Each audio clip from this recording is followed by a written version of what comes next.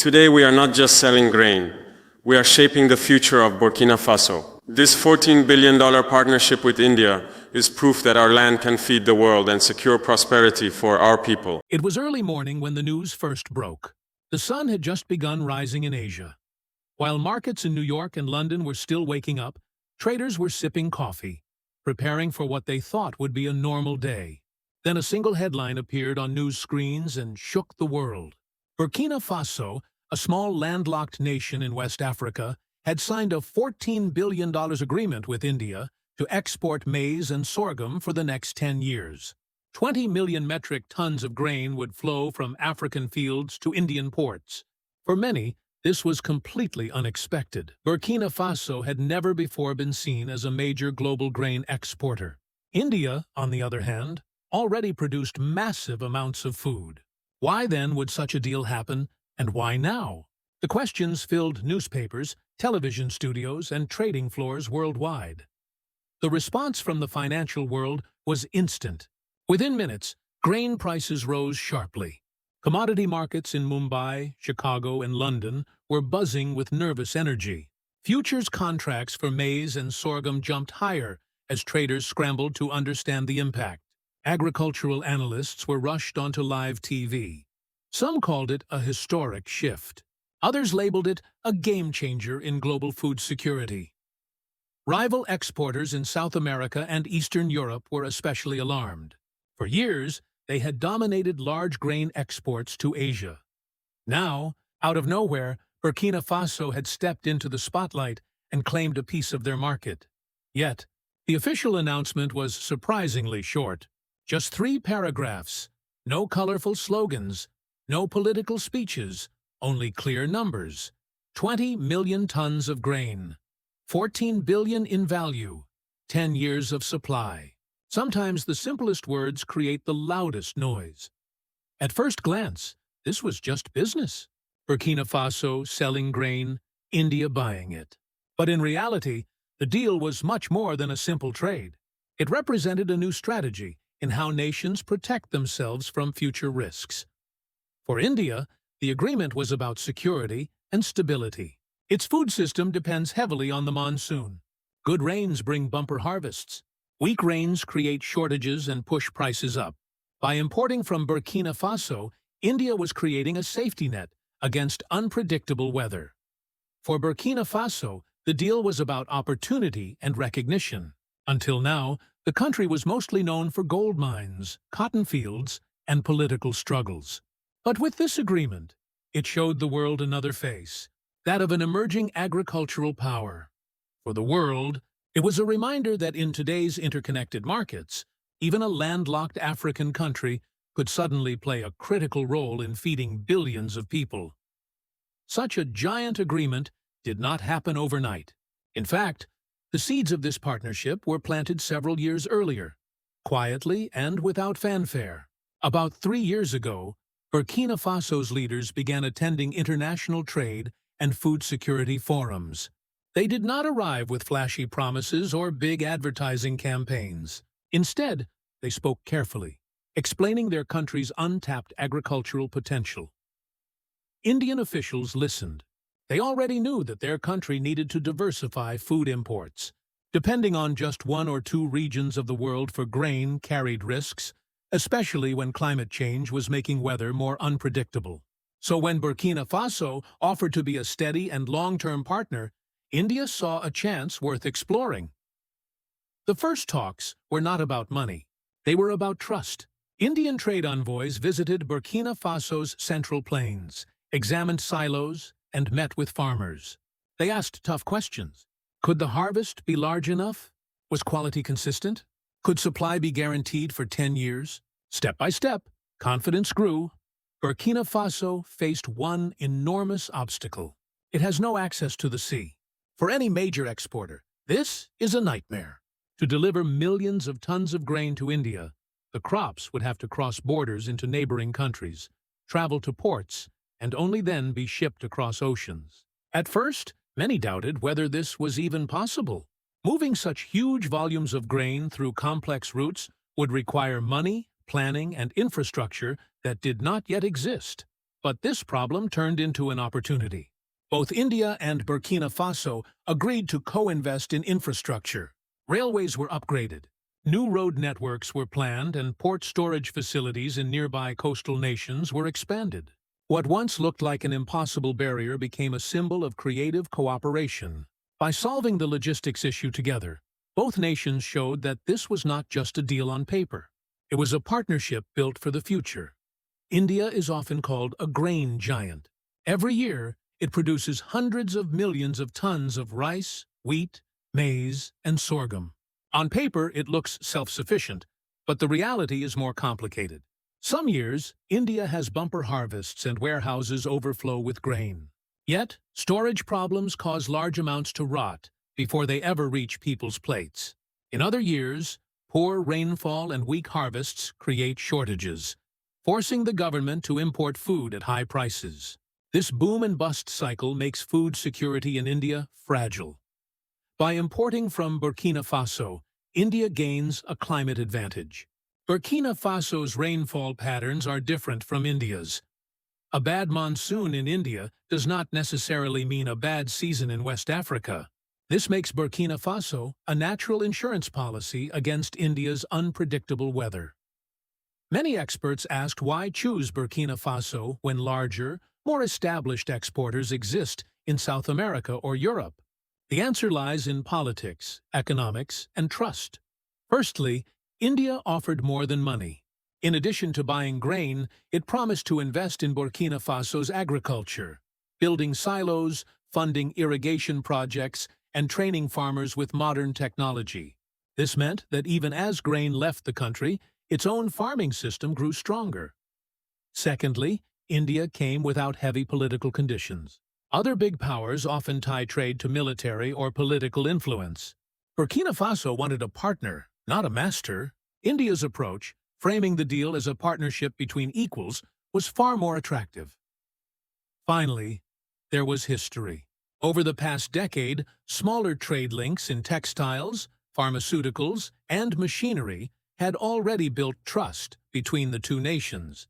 The $14 billion deal was not the beginning of the relationship. It was the result of years of quiet cooperation. The $14 billion deal was not just about food. It was also about politics. In today's world, trade and politics are deeply connected. Nations don't only buy and sell goods. They also build alliances, strengthen friendships, and create long-term influence. For India, the agreement was a way to show leadership in Africa. While China and Middle Eastern countries had already been signing agricultural contracts across the continent, India had been slower. By striking this deal with Burkina Faso, India showed it would not sit on the sidelines. It wanted to be a strong, reliable partner. For Burkina Faso, choosing India over other buyers was also a political decision. It showed the world that the country could make independent choices, not just follow traditional trade partners. It was a message that Burkina Faso was ready to take its place in the global system on its own terms. The announcement created excitement across West Africa. Neighboring countries immediately began to ask themselves, if Burkina Faso can do it, why not us? Many African nations have fertile land and the potential to grow grain for export, but they often lack the infrastructure, investment, and international trust to make it happen. Burkina Faso's deal proved that with the right strategy, even a landlocked country could become a global agricultural player. In the coming years, experts expect more African nations to upgrade their ports, railways, and silos. They will try to strike their own long-term deals with big buyers in Asia and the Middle East. Burkina Faso may have opened the door, but others are eager to follow. Not everyone welcomed the deal. In South America, countries like Argentina and Brazil saw it as a direct challenge to their grain exports to Asia. Eastern European exporters, especially Ukraine, also felt threatened. These nations had invested heavily in supplying India and other Asian markets. Now, a new competitor had arrived. Industry analysts predicted that global grain prices might adjust. Exporters in other regions might lower prices or offer better trade terms to keep their market share. Some even warned of a price war in the future. But in the long run, many economists said the deal was healthy for the global market. It reduced dependence on a small group of exporters and spread supply more evenly across the world, making the food system more stable. One of the most sensitive questions in Burkina Faso was simple. If we export so much grain, will our own people still have enough to eat? The government understood this concern. Food security at home could not be sacrificed for exports, so the agreement included strict rules. A fixed percentage of Burkina Faso's national grain production would be reserved for domestic use. No matter how high world prices climbed, this portion could not be sold abroad. Additionally, part of the revenue from the deal would be used to subsidize local food prices and fund new irrigation projects. The idea was to raise overall production, so there would be enough for both exports and local consumption. Whether this balance will succeed remains to be seen, but the plan shows careful thinking. Most headlines focused on human food. But there was another important angle: animal feed. Sorghum is a major ingredient for livestock and poultry feed. India's dairy and poultry industries are among the fastest growing in the world. They need a reliable, low-cost supply of feed to keep expanding. By securing long-term access to Burkina Faso's grain, India also secured the future of its milk, chicken, and egg industries. This was a smart move because shortages in animal feed can quickly raise prices of everyday foods like milk and meat, creating political problems. In this way, the deal was not only about food security for people, it was also about economic stability for industries that employ millions and provide affordable protein for India's growing population. Another strength of the deal was climate diversity. India's grain production depends heavily on the monsoon. Some years too much rain floods fields. Other years, too little rain leaves crops dry. Climate change is making this even less predictable. Burkina Faso's climate is very different. Its grain belt is based on another rainfall pattern. That means when India faces a bad year, Burkina Faso might still have a good harvest. By linking the two nations, the deal works as a climate insurance policy. This strategy reduces the risk of both countries facing shortages at the same time. It's a simple but powerful way to protect against the growing threat of climate change. The deal was not only about exporting grain, it was also about building capacity.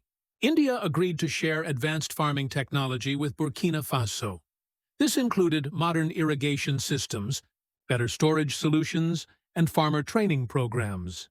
For Burkina Faso's farmers, this meant more than just selling grain. It meant learning how to improve yields, reduce losses, and make farming more sustainable. These skills will remain even after the deal ends, giving the country long-term benefits. For India, helping Burkina Faso's farmers succeed ensures a steady supply of grain for years. It is a win-win situation. Farmers earn more, exports remain strong, and India gets the stability it needs. Perhaps the most exciting part of the deal was the promise of shared infrastructure development. India invested in modernizing Burkina Faso's storage silos, expanding road networks, and improving connections to coastal ports in neighboring countries. These improvements will not only help grain exports, but also benefit Burkina Faso's entire economy. Better transport means faster trade, more jobs, and new opportunities for other industries like textiles, mining, and manufacturing. In this way, the grain deal is more than just agriculture. It is a national development project. It builds roads, railways, and ports that will serve the country for decades. On a deeper level, the $14 billion deal represents a shift in the global order. For a long time, international trade was dominated by a few big players: the United States, Europe, Brazil, and China. Smaller nations were often ignored, but this deal showed that even a landlocked African country could play on the big stage if it planned carefully and built trust with the right partner. It challenged the old idea that only rich or coastal nations could dominate global trade. For India, it was also a statement. The country showed that it would not wait for others to dictate food supply. It would build its own partnerships and secure its future, even if that meant looking thousands of miles away.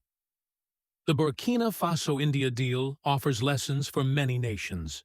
First, it shows that diversification is essential. No country should depend on just one region for its food. Climate change, war, or trade conflicts can disrupt supply at any time.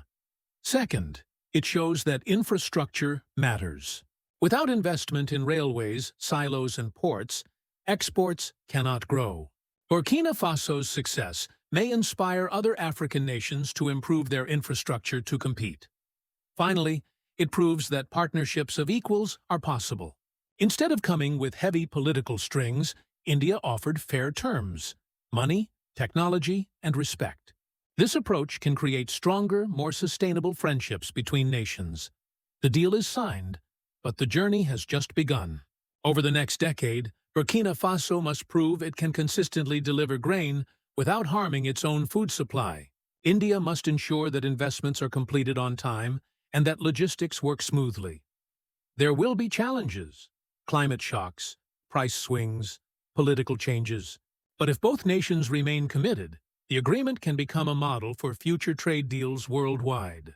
Already, global organizations see it as a positive step. Diversifying food supply across continents reduces risks of global shortages. In an uncertain world, this kind of cooperation is not only smart, it is necessary. From quiet conversations at trade forums to a headline that shook global markets, the $14 billion maize and sorghum deal is far more than an exchange of goods. It is a symbol of trust, strategy, and vision. For Burkina Faso, it is a bold declaration that it will no longer be defined only by gold and cotton. It is now a rising agricultural hub. For India, it is a calculated move to protect its people and industries in an unpredictable climate. For the rest of the world, it is proof that even the smallest nations can play a big role in global food security. In the age of interconnected markets, a deal signed in a landlocked corner of Africa can ripple across oceans and affect billions of lives. And that is exactly what happened when India and Burkina Faso shook hands on one of the largest grain deals in modern history.